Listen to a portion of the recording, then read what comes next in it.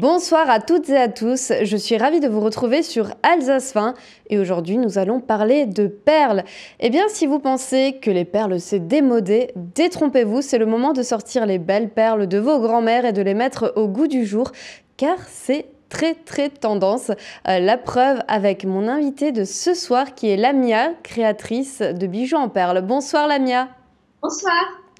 Alors pour vous la perle est une histoire de famille. Oui, tout à fait. Je suis issue d'une famille de bijoutiers joailliers du nord du Maroc et ma grand-mère était enfileuse de perles et j'ai toujours baigné dans cette tradition de la perle, du bijou traditionnel. Les bijoux arabo-andalous sont faits à 90%, sont réalisés à 90% en utilisant les perles et du coup c'est quelque chose qui m'a été transmis depuis plusieurs générations. Qu'est-ce qui vous inspire dans vos créations? Alors, je me laisse inspirer par l'art, par la nature et surtout par les cultures lointaines et traditionnelles. Je suis également sensible à l'art déco et les années folles.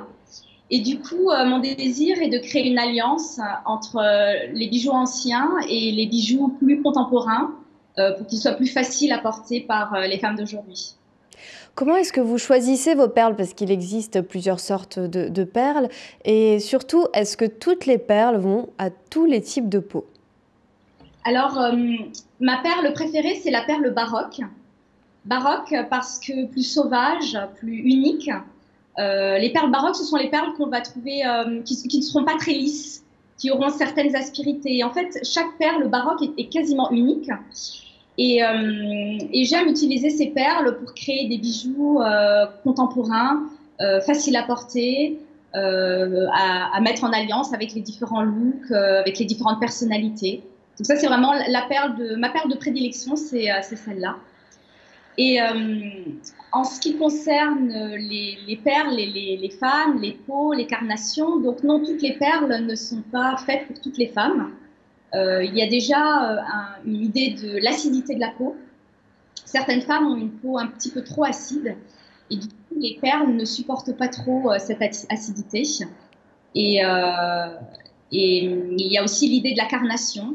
Euh, il y a certaines carnations qui vont sublimer la perle et vice-versa, et puis d'autres qui vont éteindre le lustre de la perle. Donc c'est vraiment un choix très personnel et très intuitif aussi, choisir son bijou en perle. Il y a un véritable débat qui existe aujourd'hui sur le fait que si on ne porte pas la perle, eh bien, elle meurt. Qu'en est-il vraiment? Oui, il y a plusieurs écoles qui débattent à ce sujet. En fait, la perle, c'est organique et calcaire, et donc vivant. Et le fait de ne pas la porter ou le fait de la porter mal peut effectivement l'éteindre, voire même la briser. Je m'explique. En fait, la perle étant calcaire, comme je l'ai expliqué tout à l'heure, ne va peut-être pas forcément supporter l'acidité. L'acidité va attaquer la nacre et du coup peut créer une fissure et briser la perle.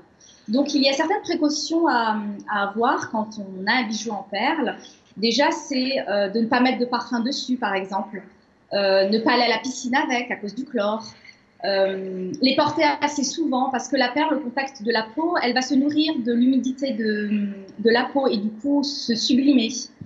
Il y a vraiment un geste beauté à avoir quand on aime les perles et qu'on veut les porter, c'est porter ses perles à la dernière minute. Une fois qu'on est habillé, maquillé, coiffé, parfumé, et ben en fait le dernier geste beauté, c'est de se parer de son bijou. Mais ça se termine pas là, parce qu'une fois que la journée est terminée, l'idée c'est au moment où on veut ranger son bijou, c'est de le mettre dans un petit pochon et de le mettre ensuite dans sa boîte à bijoux parce que les perles ne supportent pas trop le contact des autres bijoux pardon, et ça pourrait les abîmer. Donc oui, il y a des précautions à avoir pour maintenir en bonne santé et le plus vivant possible, le plus longtemps possible, les perles. Eh bien, merci beaucoup Lamia pour toutes ces explications, de nous avoir emmenés dans votre univers fantastique et à très bientôt. À très bientôt, merci. Eh bien, vous pouvez retrouver toutes les informations en bas de votre écran et on enchaîne par l'actu de la semaine. Eh bien, aujourd'hui, nous allons vous parler du maquillage tendance pour le printemps. Alors, on commence par le teint qui est naturel, uni et lumineux. L'astuce est de choisir un fond de teint avec des micronacres pour refléter la lumière et on ajoute un peu de blush rosé. Voilà, ça c'était le petit coup d'œil à nos jolis collier de perles aussi avec la nacre. Pour la bouche, la tendance est au fuchsia, bois de rose et au corail. Je vous conseille un rouge à lèvres longue tenue sans transfert. C'est quand même bien plus pratique avec le masque. On mise tout sur un regard intense avec des couleurs chaudes pour les yeux clairs et des couleurs froides pour les yeux foncés. Allez, on termine par le coup de cœur de la semaine. Si je vous dis qu'on peut être une référence dans le domaine en alliant mode, luxe et accessoires de collection, tout en étant basé à Strasbourg. Vous me direz, c'est improbable. Et pourtant, je vais vous donner une adresse à noter tout de suite. Si vous cherchez des lunettes de star, il vous suffit de vous rendre chez Opticien d'Exception à Strasbourg. Vous y trouverez des marques exclusives et des modèles uniques, mais aussi des pièces vintage et de collection. Ici, on habille le regard de stars internationales, mais aussi le vôtre, car on peut être stylé sans être une célébrité. La boutique a même développé une vintage room exclusive à l'abri des regards. Si vous aimez sortir du lot, vous allez craquer. Eh bien, je vous invite à suivre également toutes les tendances et les nouveautés sur ma page Instagram Vera Lifestyle. Et je vous retrouve la semaine prochaine pour une nouvelle chronique. Salut!